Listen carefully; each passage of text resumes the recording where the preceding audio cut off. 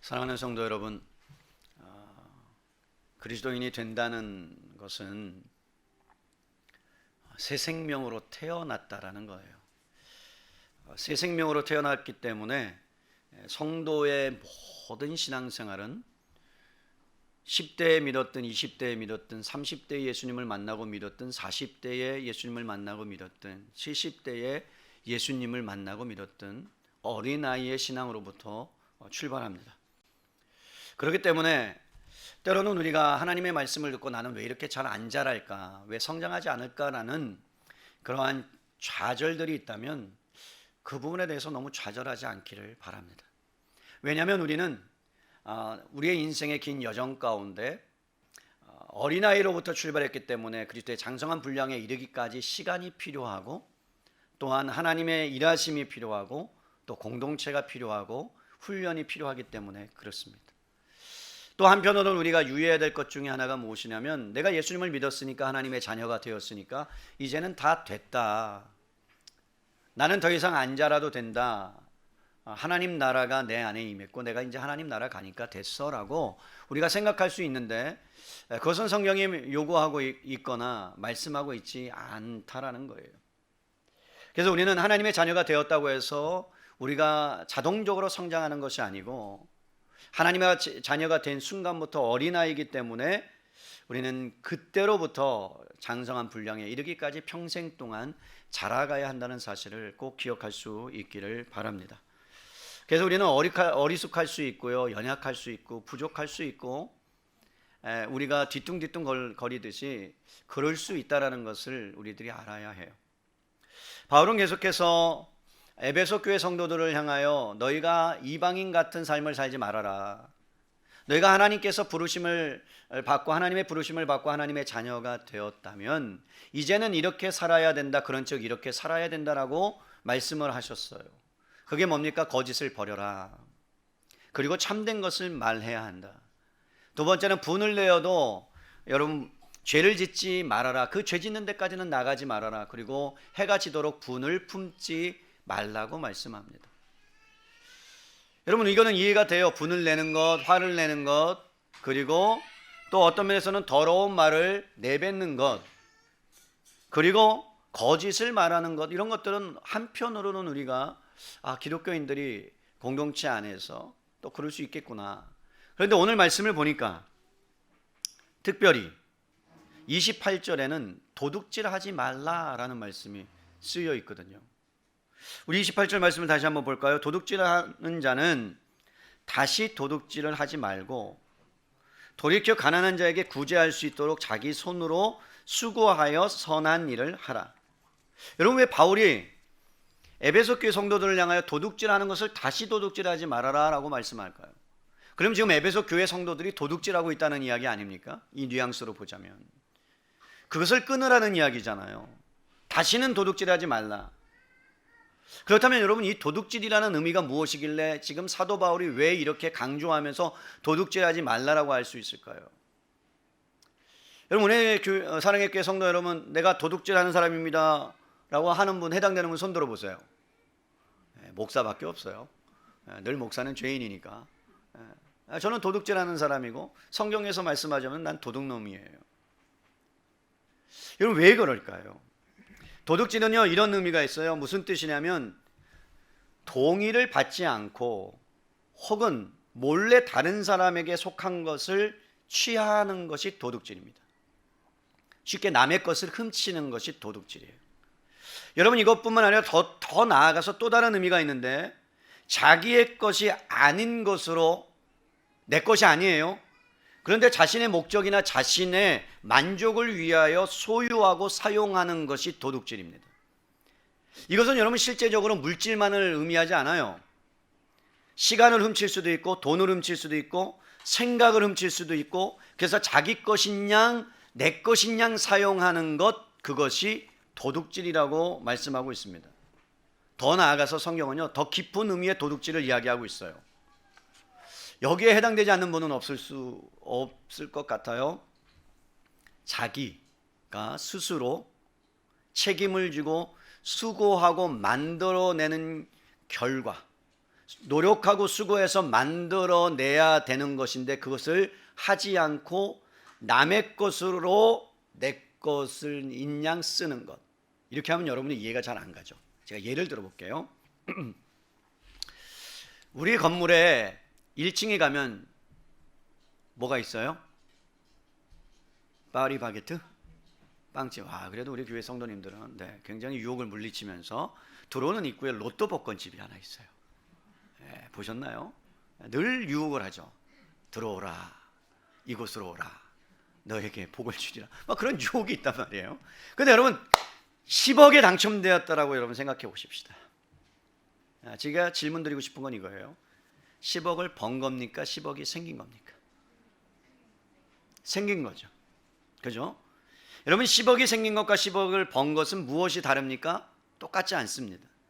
결과는 10억이라는 돈이 내 수중에 들어왔다는 것은 같을 수 있지만 10억을 번 것은요, 그 번 것만큼의 그 사람의 노력과 희생과 수고와 눈물과 땀방울이 그 안에 있는 거예요. 그런데 여러분 10억이 생긴 것은 뭐냐면 정당하고 성실하게 노력해서 번 것이 아니기 때문에 여러분 그 10억이 생긴 것은 쉽게 쓸 수 있고 쉽게 사용할 수 있습니다.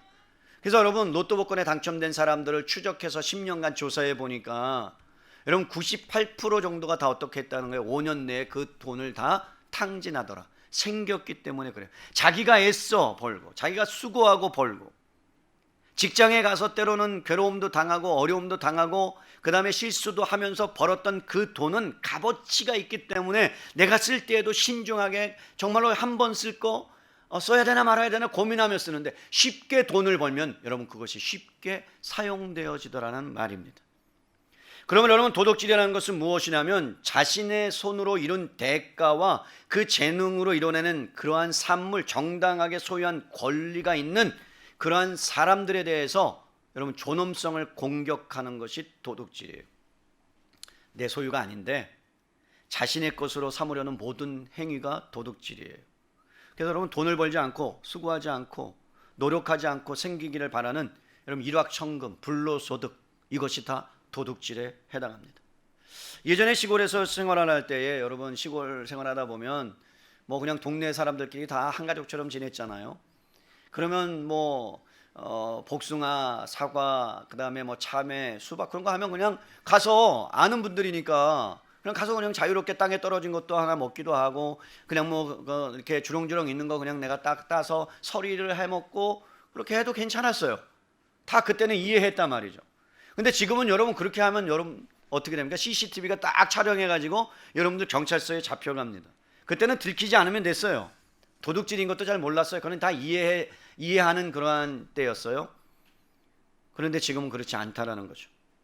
지금은 어떻습니까, 여러분? 사람들이 그렇게 하면 신고를 하죠. 가게 가서 어떤 것을 훔쳐 먹으면 신고를 하죠. 그것이 여러분 성경에서 말하는 도둑질이라고 우리는 할 수 있는 거예요. 여러분 기업은 어떻습니까? 기업은 정당하게 어떤 물건을 만들어내서 그 물건을 자유롭게 또 이윤을 남겨서 팔아는 것이 기업입니다.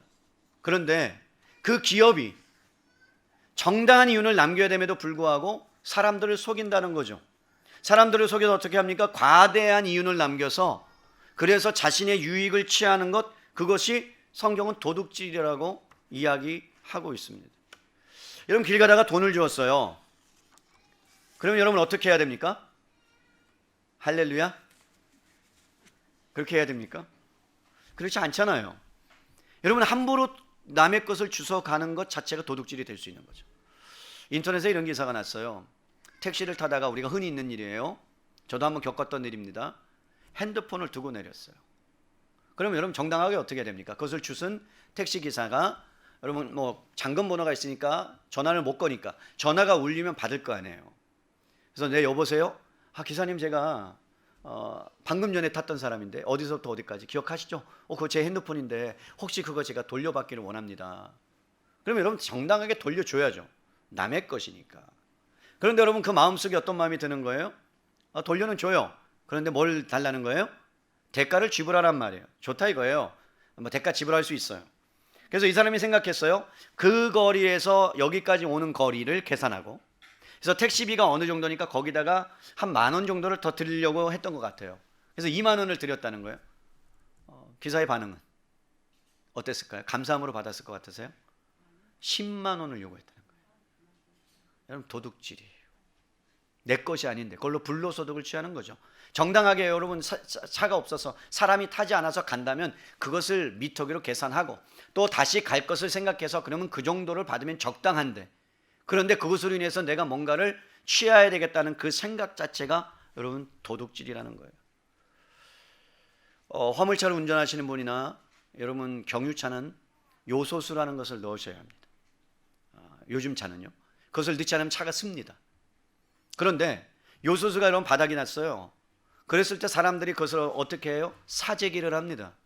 사재기를 해서 여러분 그걸 사람들에게 풀지 않고 그것이 올라갈 동안, 그 액수가 올라갈 동안을 기다려서 품귀 현상이 일어나서 여러분 부당이득을 취하는 것 다 도둑질입니다.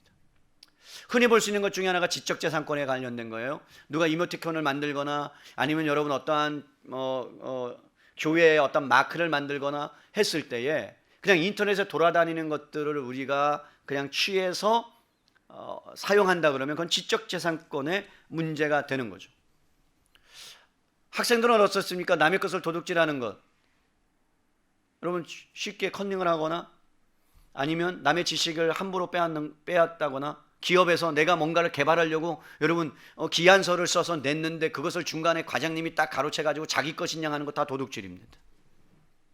우리는 흔히 별거 아닌 것 같이 생각되는 모든 부분들이 여러분 우리도 모르는 사이에 도둑질을 하고 있다는 것을 기억하셔야 돼요. 고용한 노동자들에게 여러분 기업을 통해서 이윤이 제대로 분배될 수 있도록 해야 돼요. 그런데 독점적으로 만들어서 그것을 풀지 않고 이 기회는 이때다라고 하는 것. 그래서 여러분 코로나19로 인해서 치료제로 인해서 여러분 몇십 조를 벌었음에도 불구하고 그것을 제3세계에 풀지 않는 행위는 다 도둑질을 하는 행위입니다. 그 부분에 대해서 성경은 분명히 말씀하고 있는 거죠. 좀 더 나아가서 여러분 우리가 기억해야 될 것은 뭐냐면, 우리는 기업에서 연봉이든 돈을 받고 월급을 받으면서 일을 합니다. 그런데 어떤 기업에 가보면 그 대표가 CEO가 대표가 되어서 신우회라는 걸 조직을 하죠. 아니면 대표가 기업인이 아니어도 신우회를 조직합니다. 그래서 여러분 점심시간에 잠깐 모이는 거죠. 아니면 8시 출근이면 7시에 모여서 예배를 드리고서 하나님께 찬양하고 하나님께 예배하고 기도하고, 여러분 우리가 하루를 시작하겠다 그래서 믿지 않는 영혼들을 위해서 정말 눈물을 흘리면서 기도합니다. 그러면 여러분 그것이 도둑질일까요? 도둑질이 아닐까요? 하나님이 기뻐할까요? 기뻐하지 않을까요? 하나님이 기뻐하지 않습니다. 이유는 뭐냐? 여러분 그 시간만큼은 CEO의 시간인 거고 기업의 시간이에요. 그렇기 때문에 여러분 그 시간은 여러분들이 죽도록 충성하고 받은 만큼 최선을 다해서 그 안에서 일을 해내야 되는 것이 여러분들이 그 기업에 들어간 목적이에요. 그렇다면 그 시간만큼은 최선을 다해서 기업의 유익이 되도록, 이익이 되도록 최선을 다해서 일을 해야 되는데, 그 시간에 여러분들이 기도하고 말씀을 보고 성경을 읽는다, 그거는 여러분 도둑질하는 행위라는 거죠. 동의가 되십니까? 물론 점심시간에 자유시간을 줬기 때문에 그 시간을 내가 활용할 수 있습니다. 그런데 점심시간을 준 이유가 뭐예요? 기도하라고요? 예배하라고요? 아니에요. 1시간 동안 쉬었다가 쉼을 갖고 남은 시간 열심히 일하라고 주어진 시간이 점심시간이에요. 근데 그것을 종교의 이름으로, 하나님을 사랑한다는 이름으로, 예배한다는 이름으로, 내 영적인 성장한다는 이름으로, 그리고선 사람들에게 여러분 내 모습을 통해서 예수님을 믿게 하고자 한다는 그 행위 자체가 하나님이 기뻐하지 않는다는 거예요. 도둑질하는 행위입니다. 그러면서 우리는 또 이렇게 잘됐다, 이제 내가 회사에서 예배 드리는 거 진짜 힘들었는데 목사님 오늘 도둑질하고 했으니까 이제는 안 해야지. 맞습니다. 하지 마셔야 합니다. 근무 시간 외에 하셔야 합니다. 나라의 세금을 떼어먹는 것, 정당하게 내야 되는데 내지 않던 것, 도둑질한 것입니다. 회사에서 여러분 공금 사용하고 사적인 일에 사용하는 것, 뇌물을 받는다거나 자기도 모르는 사이에 회사에 물건을 가져온다거나 하는 것들 도둑질하는 행위입니다. 제가 청년부 사역을 할 때 청년이 여러분 잉크젯 프린터를 하니까 이게 물을 묻거나 침이 튀면 이게 번져요. 그러더니 목사님 다음 주부터 제가 해오겠다 그러더라고요. 그래서 여러분 갖고 왔는데 와, 완전 그냥 레이저 프린터로 너무 좋았어요. 뭐 번지지도 않아요. 그래서 물어봤어요. 한두 주 지나서 어떻게 집에서 해온 거야? 그랬더니 아니요. 담대하게 회사에서 해야 하는데요. 도둑질이에요. 그래서 내가 도둑질 한다고 그랬어요. 그래서 회사에 이실 짓고 하라. 그리고 잘못했다고 하고 배상해라. 여러분, 우리는 나도 모르는 사이에 회사에 있는 물건들, 그래서 나도 가끔 교회에 볼펜이 있는데 집에 가면 볼펜이 두세 개가 있어요. 와, 내가 도둑놈이 된 거죠. 그래서 몰래 갖다 놓죠. 왜 발견될까 봐 몰래 더 많이 갖다 놓는 경우도 있는데, 우리는 모르는 사이에 그렇게 도둑질을 하면서 산다는 거죠. 여행 갈 때도 마찬가지예요, 여러분. 여행 갈 때 비행기 타고 가면 뭘 주죠? 너무 좋은 담요 주잖아요. 그죠? 담요. 그럼 그거 아주 그냥 넣고 뭐 이렇게 두르고 뭐 이게, 그래서 당당하게, 그거는 여러분 갖고 가라고 준 게 아니에요. 그 회사의 것이에요. 갖고 가고 싶으면 이렇게 물어야 돼요. 혹시 저 이거 가져도 됩니까? 물어보셔야 하죠. 그래서 허락한다 그러면 갖고 와도 되는 거죠. 근데 그것이 아니라면 내 것이 아닌 것을 내 마음대로 취하는 것, 그것은 도둑질입니다. 여러분, 일하지 않고 먹으려는 자세나 게으른 것, 일하는 것보다 더 많은 대가를 바라는 것, 소득을 바라는 것, 일확천금을 꿈꾸는 일이나 자원을 마음대로 쓰는 것, 낭비하는 것, 이 모든 것들이 다 도둑질에 해당한다고 말씀하고 있습니다. 그러면 여러분, 그 도둑질 안에 뭐가 있기 때문에 이러한 일을 행할까요? 성경이 이렇게 말해요. 그 모든 인간의 도둑질 안에는 탐심이 있다. 탐하고자 하는 마음이 있다. 여러분, 욕망 자체는 무엇인가를 소유하려고 하고 무엇인가를 가지려고 하는 욕망 자체는 죄가 아닙니다. 그런데 그것이 남을 속이는 것이나 남을 해치는 것으로 해서 내 이득을, 내가 수고하지 않았는데도 불구하고 그것을 가지려고 하는 행위는 다 도둑질입니다. 집을 사는 건 정당합니다. 노력해서 사시고 애써서 사시고 벌어서 사셔야 합니다.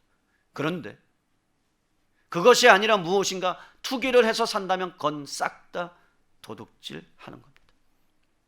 성경은 우리에게 여러분 요구하고 있는 것, 그리스도인들은 어떻게 살아야 되느냐, 윤리적으로 도덕적으로 우리는 그렇게 안 하고 있다라고 저는 믿습니다. 믿고 싶습니다. 그런데 어느 순간에 우리는 신앙생활을 하면서도 도둑놈이 되어 있더라고요. 어떻게 해요? 한번 들어보세요.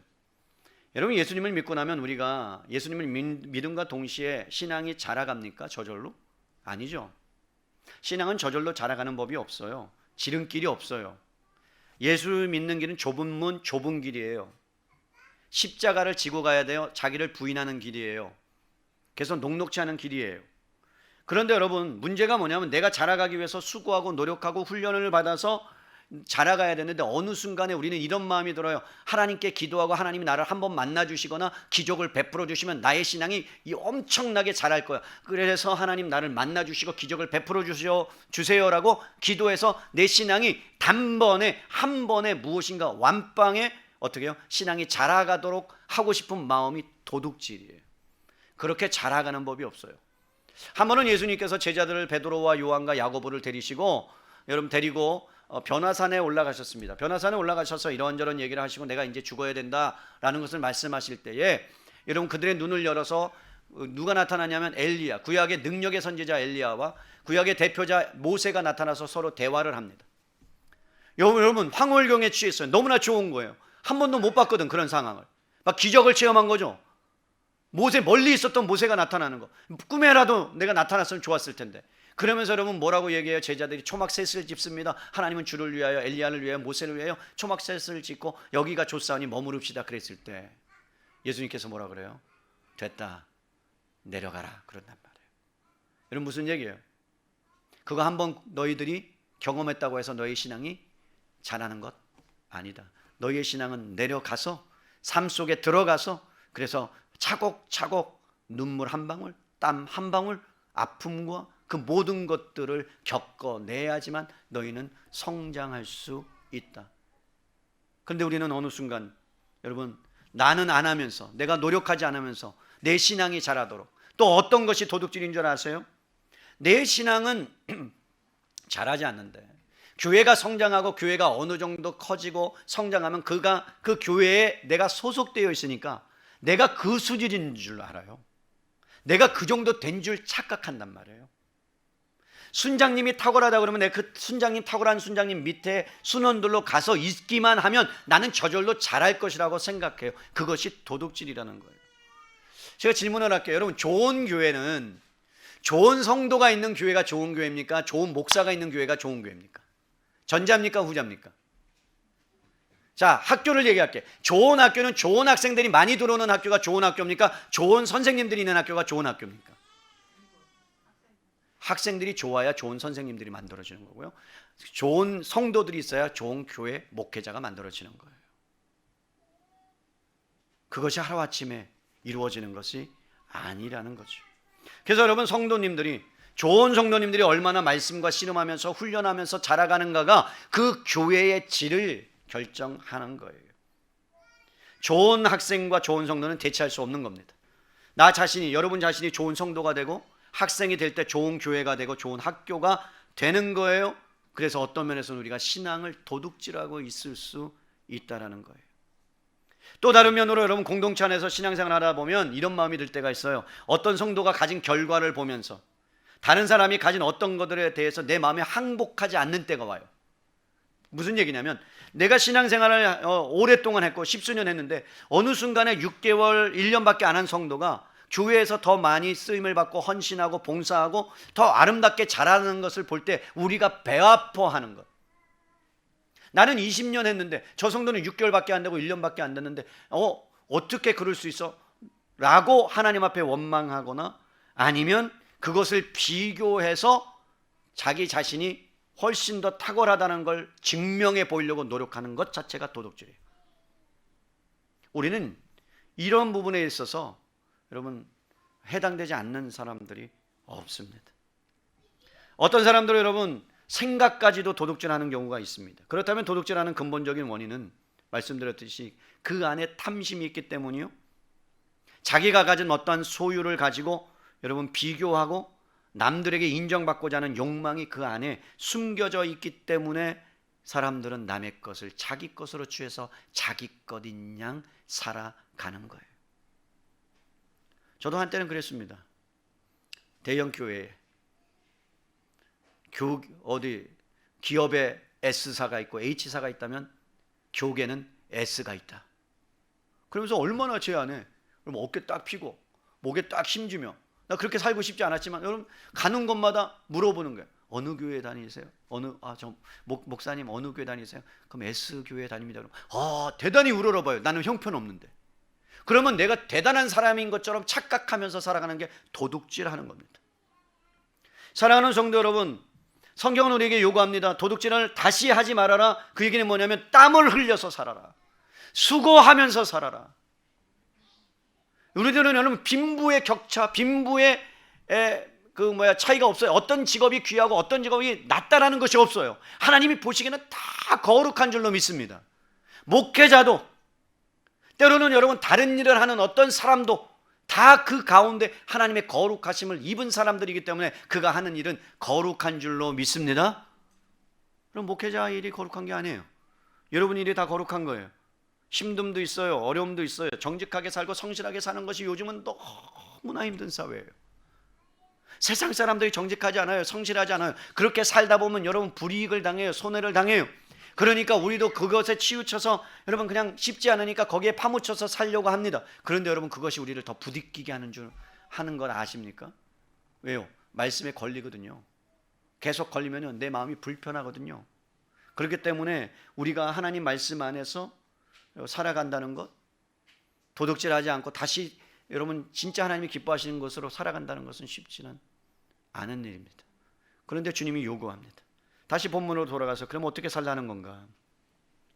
28절에 도둑질하는 자는 다시 도둑질하지 말고 돌이켜 가난한 자에게 구제할 수 있도록 자기 손으로 수고하여 선한 일을 하라. 여기 여러분, 수고라는 단어는요, 코피아테라는 헬라어 단어인데 이런 뜻이에요. 너무 열심히 일해서 피곤하여 기력이 쇠해진 상태.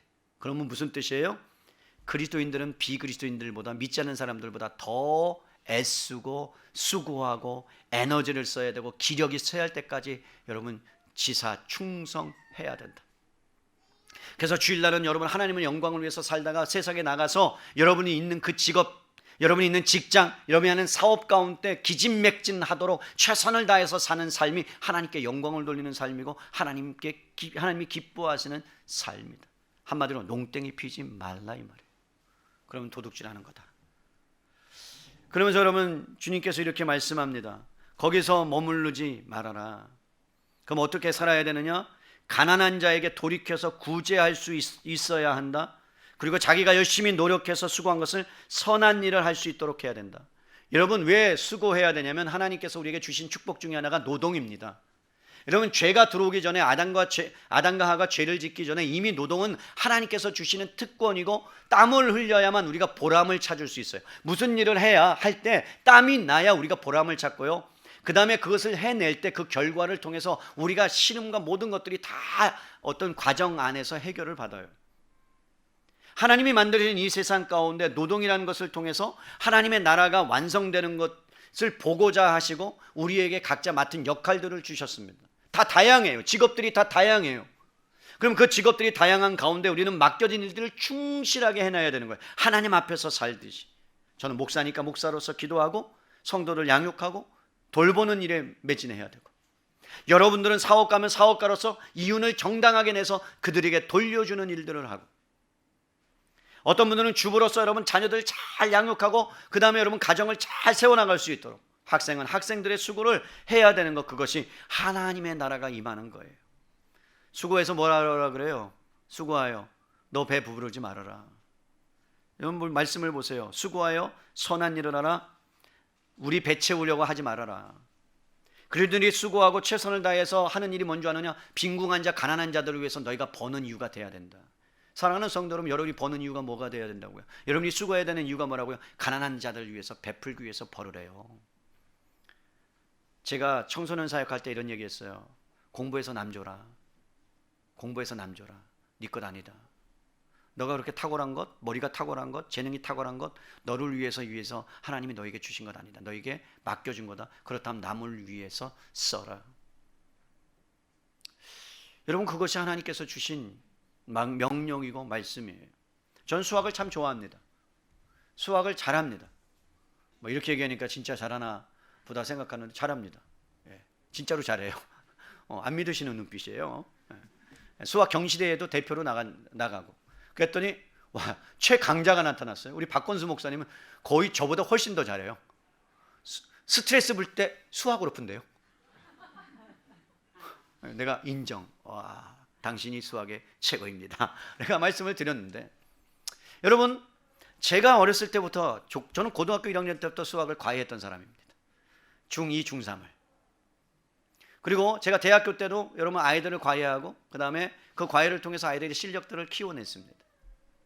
한 친구가 반에서 굉장히 잘했어요. 뒤에서 5등 안에 들었어요. 아주 탁월했어요. 어쩜 그렇게 공부를 못하는지. 그런데 제가 그 아이와 씨름하면서 6개월을 가르치고 수학을 가르쳤는데 그 아이가 고등학교 들어가서 그럼 공부해서 남주자라는 것이니까 내가 생각한 거, 내가 받은 거. 그래서 그 친구가 사실은 물론 상고를 갔지만 전교 10등 안에 들어서 좋은 데 취직했던 기억이 있습니다. 제가 뭘 말씀하고자 하느냐? 여러분, 공부하는 이유가 뭐예요? 자녀들 잘 키우는 이유가 뭐예요? 여러분들이 돈을 잘 버는 이유가 뭐예요? 성경은 우리에게 말씀하는 거예요.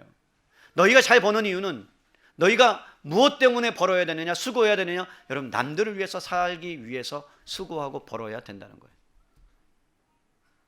안 맞죠? 세상의 논리와 안 맞죠? 우리는 좀 더 가져야 되고, 좀 더 늘려야 되고, 좀 더 쌓아야 되고, 좀 더 풍족해야 되고, 이 정도 됐다라고 생각하면 남들과 비교해서 좀 더 부족해, 더 가져야 되고, 그래야 우리는 마음이 편안한 사람인데, 주님은 뭐라 그래요? 너 거 퍼줘, 너 거 나눠줘, 흘려보내, 네 거 아니야. 그래서 여러분, 성철 스님이 말했죠. 산은 산이로되 물은 물이로다. 뭐 저도 말할 수 있을 것 같아요. 그런데 그분이 무소유를 주장하니까 사람들이 거기에 막 푹 빠져가지고, 근데 여러분, 우리는 그것보다 훨씬 더 깊이 있는 사람들이에요. 우리는 무소유가 아닙니다. 하나님 우리에게 맡겨주셨어요. 청지기로서 살라는 거예요. 여러분, 바울이 그런 삶을 살았습니다. 바울은 청지기의 삶을 살았습니다. 사도행전 20장으로 가보세요. 어떤 삶을 살았길래 이렇게 강력하게 에베소 교회 성도를 향하여 말할 수 있느냐. 34절 35절 볼게요. 사도행전 20장 34절로 35절이요. 신약성경 224페이지입니다. 32절부터 봅니다. 지금 내가 여러분을 주와 및 그 은혜의 말씀에 부탁하노니, 에베소 교회 장로들에게 말씀하는 거예요. 그 말씀이 여러분을 능히 든든히 세우사 거룩하게 하심을 입은 모든 자에게 기업이 있게 하시리라. 내가 아무의 은이나 금이나 의복을 탐하지 아니하였고 여러분의 아는 바와 같이 이 손으로 나와 내 동행들이 쓰는 것을 충당하여, 여러분 수고했다는 거예요. 일했다는 거예요. 땀을 흘렸다는 거예요. 범사에 여러분에게 모범을 보여준 것 같이 수고하여 약한 사람들을 돕고, 또 주 예수께서 친히 말씀하신 바 주는 것이 받는 것보다 복이 있다 하심을 기억하야 할지니라. 우리를 부르신 목적이 뭐라고요? 우리에게 돈을 주신 목적, 재능을 주신 목적, 달란트를 주신 목적, 권세를 주신 목적이 뭐라고요? 주는 것이 받는 것보다 복되다라고요. 여러분 믿으십니까? 여러분 정말 믿으십니까? 여러분, 오늘 그 설교의 제목을 지갑을 열라 이걸로 하려다가, 내 지갑을 활짝 열어라, 그걸로 하려다가 제가 하지 않았어요. 도둑질하지 말고 선을 행하라. 그래서 진짜 지갑을 열까 봐 제가 두려워서. 여러분, 바울이 지금 에베소 교회 장로들하고 작별해서 자기의 인생 마지막에 그 길을, 죽음을 향하여 갈 때 수고하고 땀 흘리는 영광이 얼마나 위대한 건지, 주는 것이 받는 것보다 더 복되고 그렇게 살아왔음을 고백하면서 너희가 그렇게 살아라고 의탁합니다. 그런데 여러분, 그것이 어떻게 바울이 가능했을까? 여러분, 내 안에 있는 소유, 내 안에 있는 권력을 어떻게 나누면서 살 수 있을까? 저는 늘 고민이에요. 그런 것들을 어떻게 하면 우리 교회가 조금이라도 나누면서 살 수 있을까? 어떻게 하면 조금이라도 좀 흘려보내며 살 수 있을까? 내년에는 한 명 더 선교사님을 더 우리가 후원해야 되겠다. 아멘.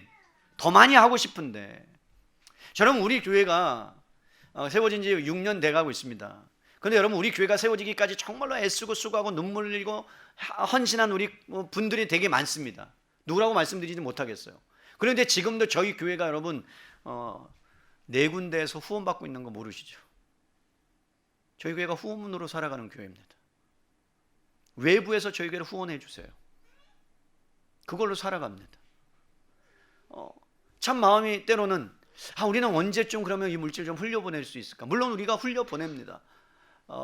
추수감사헌금도 흘려보내고, 그 다음에 창립기념 헌금은 100% 흘려보내고, 부활절 헌금에 50% 흘려보내고, 최선을 다해서 우리가 하는데, 그럼에도 불구하고 그분들의 수고와 애씀과 그것이 없었다면 우리 교회는 사실 이 땅에 존재할 수 없는 그러한 부분들도 있었다라는 거죠. 그러면 여러분, 어떻게 주는 것이 여러분 받는 것보다 복이 있는가? 바울은 그런 삶을 살았을까? 우리는 어떻게 그렇게 살 수 있을까? 지갑을 어떻게 열 수 있을까? 저희 교회는 그렇잖아요. 목사가 때로는 여러분들 먹을 것 죄송합니다. 음식도 좀 같이 나누고 커피도 쏘잖아요. 이렇게 오리발 내미시는 분이 계셔가지고 제가 순간 당황스럽네요. 제가 쏘는데, 저 그렇게 인색한 사람 아니에요. 저한테 쏘달라 그러면 제가 쏩니다. 밥도 사드릴 거예요. 그런데 이런 고백을 하세요. 아니, 목사님이 진짜 내가 목사님께 이렇게 대접받는 건 처음이라고, 평생에 한 번도 그렇게 못 해봤다고. 아니, 당연한 건데, 성도를 위하여 사용하고 성도를 위해서 쓰는 것은 당연한 건데 그렇지 못했던 부분들이 있다는 거죠. 난 그렇게 살고 싶어요. 여러분, 고린도후서 8장 9절로 가볼게요. 어떤 분은 이것을 팔자 고치는 구절이다 라고 하는데, 고린도후서 8장 9절이에요. 팔자 한번 고쳐봅시다. 주님 안에서. 고린도후서 8장 9절 찾으세요. 찾았습니까? 고린도후서 8장 9절 읽겠습니다. 우리 함께 읽어요. 8장 9절이에요. 294페이지. 시작. 우리 주 예수 그리스도의 은혜를 너희가 알거니와 부요하신 이로써 너희를 위하여 가난하게 되심은 그의 가난함으로 말미암아 너희를 부요하게 하려 하심이라. 아멘입니까? 예수님이 이 땅에 오셨어요. 그런데 여러분, 가난하게 되신 이유가 뭐래요? 여러분들을 부욕해 하기 위해서 여러분 예수님께서 육신을 입고 이 땅에 오셨다고 합니다. 여러분, 예수님이 이 땅에 살아가면서 한 번도 자기 것이 아닌 것을 훔친 적이 없습니다. 자기의 것이 아닌 것을 주장하지도 않았습니다. 생명도 자기 것이라고 주장하지 않았어요. 이 생명조차도 하나님이 원하시면 하나님께 드린다라고 고백한 분입니다. 여러분, 하나님의 영광을 버리시고 육신을 입고 이 땅에 오셔서 여러분들의 아픔과 고통을 아시고 친히 치유하기 위해서 친히 고통을 당하셨는데 이 세상에 계실 때 여러분 성경이 이렇게 고백해요. 자기 집이 없었다는 거예요. 여러분 생각해 보세요. 3년 반이란 시간 동안 돌아다니는데 자기 집이 없어서 한 사람 한 사람에게 신세를 질 정도로 그렇게 여러분 예수님께서 가난하신 분이 됐어요. 세상을 창조하신 분인데 바다야 잠잠하라 그러면 잠잠하고 귀신아 떠나가라 그러면 떠나가고 주가 쓰시겠다라 그러면 쓸 수 있는 그런 능력의 분인데 여러분 인자는 머리 둘 것이 없다. 이 땅에 집을 소유하지 아니하고 이 땅에 아무것도 갖지 아니하고 마지막에는 생명마저 여러분 우리를 위해서 주시는 그러한 예수님이 이 땅에 오셔서 가난하게 되신 이유가 뭐냐? 저와 여러분을 부요케 하기 위해서.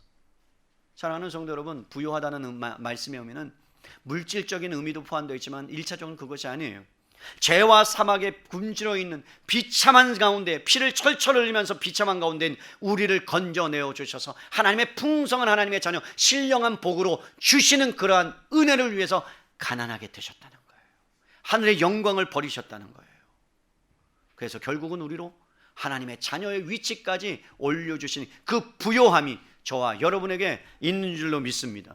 여러분 그 부요를 소유하는 자라면, 그 부요가 우리 안에 있는 것을 안다면 이제는 여러분 우리가 수고하고 노력하고 물질을 모으고 부를 쌓아 여러분 가는 것이 우리가 쌓는 것이 아니라 우리가 비록 노력했지만 우리가 수고했지만 그 모든 것들을 할 수 있는 하나님의 은혜가 아니면 우리는 한 발자국도 못 나갑니다. 여러분 인정하십니까? 우리 엄지발가락 하나가 다치거나 우리 손가락이 여러분 다치면요 잡을 수가 없어요. 무슨 얘기예요? 우리가 수고하고 애쓴 것 같으나 하나님의 장중 안에 먹을 것과 입는 것과 모든 것을 책임져 주시지 않으면 우리는 그 다음날 눈을 뜰 수가 없다니까요. 그것이 하나님의 은혜라니까요. 그래서 심지어는 자녀까지 우리에게 성경은 뭐라고 해요? 맡겨주셨다. 오늘 여러분 유아세례를 하는 이유가 뭔 줄 아십니까? 어린아이가 됐으니까 유아세례를 주는 게 아니라 그 아이를 통해서 부모님들은 기억하셔야 돼요. 내 책임이 얼마나 큰가를 여러분 기억하셔야 돼요. 이제는 나의 생각이 아니라 나의 뜻이 아니라 주님의 생각과 마음으로 아이를 키워내겠다라는 고백이 유아세례예요. 자, 오늘 말씀드립니다. 두 가정 안 되겠다 그렇게 못 키우겠다 그러면 유아세례 받지 마세요. 아멘? 안 하네. 네, 그렇게 키우겠다 이 말이죠. 여러분 여러분들에게 주신 재능이 여러분들에게 주신 시간이 여러분들에게 주신 은사가 누구의 것이라고요? 하나님의 것입니다. 그래서 성경은 이렇게 말씀하는 거예요. 시간 낭비하지 말아라. 세월을 아끼라. 때가 악하다. 그래서 너에게 준 것 묻어두지 말아라. 녹슬어서 사용하지 못하도록 하지 말아라. 그래서 여러분 녹슬지 않고 그것이 달아 없어지도록 한 번 사는 인생, 녹슬지 않는 인생, 그래서 그것이 그냥 달아서 없어지도록 여러분 다른 사람들에게 유익을 주면서 살아가는 복된 인생이 될 수 있기를 주님의 이름으로 축원합니다. 여러분 이 세상은 다 사라질 것이에요. 잠시 있다 없어질 것이에요. 그러나 여러분의 땀방울, 눈물, 그 눈물 흘린 것을 하나님께서 하늘에서 눈물병에 하나하나 담으십니다. 시편에 나옵니다. 너희의 눈물을 내가 담고 있다. 너희의 아픔을 내가 담고 있다. 너희가 어떻게 소자 한 사람에게 냉수 한 그릇 준 거를 내가 다 기억하고 있다. 나중에 하늘나라 가서 내가 너를 만날 때 내가 너를 위로해주고 내가 너를 축복해주고 내가 너를 안아줄 거야. 그것이 여러분 하나님께서 우리에게 허락하신 보증이요 축복이에요. 이 땅에 살아가면서 가난하게 사는 것은 죄가 아닙니다. 여러분 부끄러운 게 아니에요. 남들보다 못 가졌다는 것이 여러분들의 그 부끄러운 것을 나타내는 것이 아닙니다. 문제는 잘못된 방법과 수단을 통해서 살아가려고 하는 것이 훨씬 더 부끄러운데 그 부끄러움을 우리는 모르고 살아간다는 데 있어요. 어떻게 하면 악착같이 벌어서 어떻게 하면 여러분 세상의 조류를 타서 거기에서 내가 뭔가 얻어낼 수 있을까라는 그 도둑놈의 심보가 우리 안에 있다면 그것은 지금 오늘 하나님 앞에서 회개하시고 해결하셔야 되는 거예요. 저는 이 말씀을 준비하면서 하나님 앞에 이렇게 기도했습니다. 하나님, 우리 교회 모든 성도님들은 다 부자가 되게 해주세요. 절대로 믿지 않아. 다시 나 혼자 믿고 기도하는 거예요. 뭐 부자 되지 말지어다 안 되기를 바랍니다. 그냥 싹 다 가난해져서 여러분 입에 풀칠할 정도로 하나님 은혜를 베푸소서 이렇게 기도해야 되겠어요? 다시요. 이 말씀을 준비하면서 하나님 우리 교회 성도님들은 다 부자가 되기 원합니다. 이렇게 기도했어요. 그리고 뒤에 하나를 더 붙였어요. 거룩한 부자가 되게 해 주십시오. 정직하고 성실한 부자가 되게 해 주십시오. 거기서 멈추지 말고 넉넉하지 않더라도 이웃의 아픔을, 공동체의 아픔을 함께 지고 가는 그러한 생명의 공동체, 그러한 은혜의 사람 부자가 되게 해 주십시오. 이게 저의 기도였습니다. 여러분, 그래서 디모데는 이 세상 말세를 당한 상황 가운데 돈을 사랑하지 말라 이렇게 이야기하면서 부자들에게 이렇게 말씀하고 있습니다. 디모데전서로 가보세요. 6장 17절로 19절. 디모데전서 6장 17절로 19절이에요. 신약성경 341페이지. 제가 읽어드립니다. 6장 17절로 19절이요. 내가 이 세대에서 부한 자들을 명하여 너희 마음을 높이지 말고 정함이 없는 부정한 재물에 소망을 두지 말고 오직 우리에게 모든 것을 후히 주사 누리게 하시는 하나님께 두며 공급자는 하나님이다 이 말이에요. 선을 행하고 선한 사업을 많이 하고 나누어 주기를 좋아하며 너그러운 자가 되게 하라. 이것이 장래에 자기를 위하여, 잘 보세요, 좋은 터를 쌓아 뭐를 취하는 거라고요? 참된 뭐를요? 생명을 취하는 일. 여러분, 생명과 관계되어 있는 일이 뭐다라는 거예요? 선한 일을 하고 너그러운 자가 되고 많이 선한 사업을 하고 나누어 주는 사람이 생명을 취하고 생명을 누리며 사는 자다. 사랑하는 성도 여러분, 디모데는 모든 공급이 하나님께로 온다는 것을 알았습니다. 바울은 만족하는 법을 배웠습니다.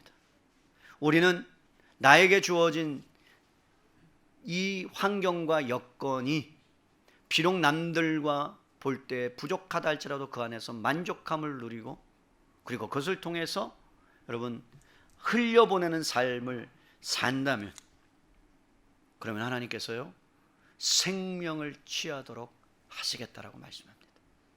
생명과 관계되는 일이라고 말씀합니다. 주님 오늘 저와 여러분에게 도전하세요. 이제 마지막 말씀 한 구절만 읽고 말씀을 마칩니다. 요한일서 3장 16절로 19절에 이렇게 말씀합니다. 요한일서 3장 16절로 19절입니다.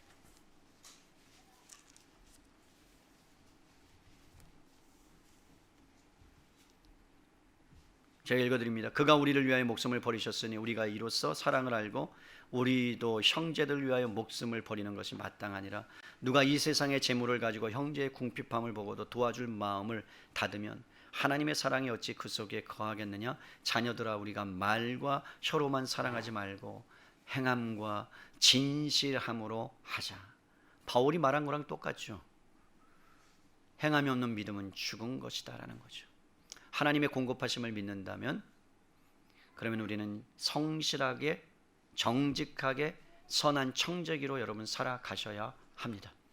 그리고 가난한 자들을 위해서 구제하며 선한 일을 위해서 다음 세대를 위해서 직장 동료를 위해서 여러분의 지갑을 활짝 열어서 흘려보낼 수 있는 멋진 인생, 값진 인생, 생명을 취하는 인생 되시기를 주님의 이름으로 축원합니다.